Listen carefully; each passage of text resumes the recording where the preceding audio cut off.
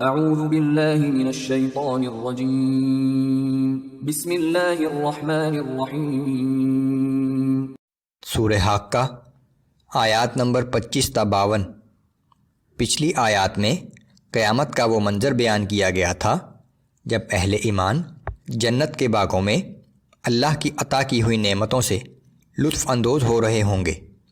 ان آیات میں قیامت کا وہ منظر جب کفار کو جہنم میں جھونک دیا جائے گا، قرآن کی عظمت و صداقت کا بیان کہ یہ کسی شاعر کا کلام نہیں ہے بلکہ اللہ کا کلام ہے، جسے ہمارے ایک معزز فرشتے نے لا کر رسول اللہ صلی اللہ علیہ وآلہ وسلم کو سنایا ہے۔ جو لوگ اس کی تکذیب کر رہے ہیں وہ ایک دن دردناک انجام سے دوچار ہوں گے۔ اعوذ باللہ من الشیطان الرجیم۔ وَأَمَّا مَنْ أُوتِيَ كِتَابَهُ بِشِمَالِهِ فَيَقُولُ يَا لَيْتَنِي لَمْ أُوتَ كِتَابِيَهْ۔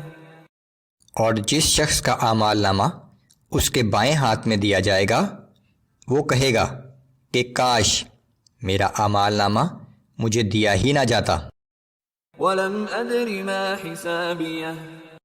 اور مجھے یہ معلوم ہی نہ ہوتا کہ میرا حساب کیا ہے۔ یا لیتہا کانت القاضیہ۔ کاش موت ہی میرا خاتمہ کر دیتی۔ ما اغنی عنی مالیہ۔ افسوس میرا مال بھی آج میرے کچھ کام نہ آیا۔ ہلک عنی سلطانیہ۔ میری قوت و سلطنت بھی مجھ سے جاتی رہی۔ خذوہ فغلوہ ثم الجحیم صلوہ۔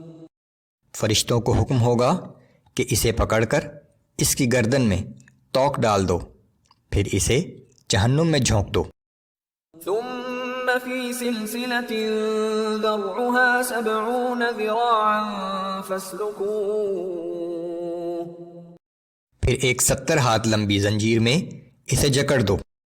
انہ کان لا یؤمن باللہ العظیم ولا یحض علی طعام المسکین۔ کیونکہ نہ تو یہ بڑی عظمت والے اللہ پر یقین رکھتا تھا اور نہ مسکینوں کو کھانا کھلانے کی دوسروں کو ترغیب دیتا تھا۔ مسکینوں کو خود کھانا کھلانا تو بہت دور کی بات ہے۔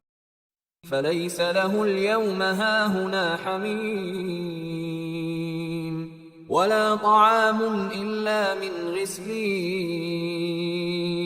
لا یأکلہ الا الخاطئون۔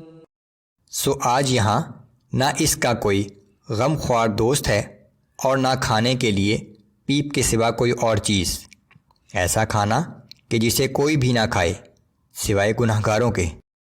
فلا اقسم بما تبصرون وما لا تبصرون۔ سو میں قسم کھاتا ہوں ان چیزوں کی جو تمہیں نظر آتی ہیں اور ان چیزوں کی بھی جو تمہیں نظر نہیں آتی۔ انہ لقول رسول کریم۔ بلا شبہ یہ قرآن ایک معزز پیغام رساں نے لا کر سنایا ہے۔ قرآن کو جو دراصل اللہ کا کلام ہے، ایک معزز فرشتے جبرائیل نے لا کر ہمارے رسول محمد صلی اللہ علیہ وسلم کو سنایا ہے۔ وما هو بقول شاعر قلیلا ما تؤمنون۔ اور یہ کسی شاعر کا کلام نہیں ہے لیکن تم لوگ کم ہی ایمان لاتے ہو۔ ولا بقول کاہن قلیلا ما تذکرون۔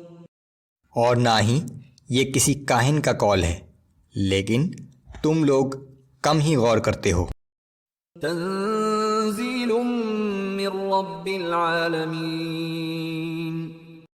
یہ تو رب العالمین کی طرف سے نازل کیا گیا کلام ہے۔ وَلَوْ تَقَوَّلَ عَلَيْنَا بَعْضَ الْأَقَاوِيلِ لَأَخَذْنَا مِنْهُ بِالْيَمِينِ ثُمَّ لَقَطَعْنَا مِنْهُ الْوَتِينَ۔ اور اگر نبی صلی اللہ علیہ وآلہ وسلم نے خود کوئی بات بنا کر ہماری طرف منسوب کی ہوتی تو ہم انہیں پوری قوت سے پکڑ لیتے اور پھر ان کی شہرک کاٹ دیتے۔